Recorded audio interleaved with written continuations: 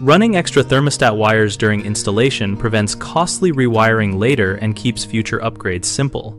When you run additional thermostat conductors now, you create spare capacity that supports zoning, smart thermostats, heat pump wiring, and fan or humidifier control without opening walls later.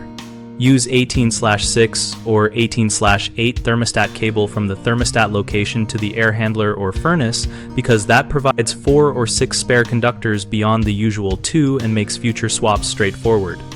Strip and label each conductor at both ends with adhesive labels and a permanent marker so any installer can identify common. Heat, cool, fan, call for heat to, call for cool to, or accessories without trial and error.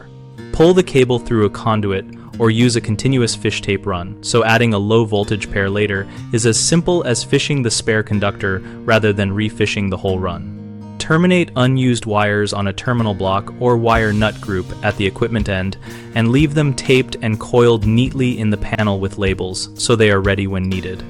If the job includes modern smart thermostats, plan for a dedicated 24-volt common wire by designating one spare conductor as C and verifying transformer capacity at the air handler to avoid power stealing and intermittent comms.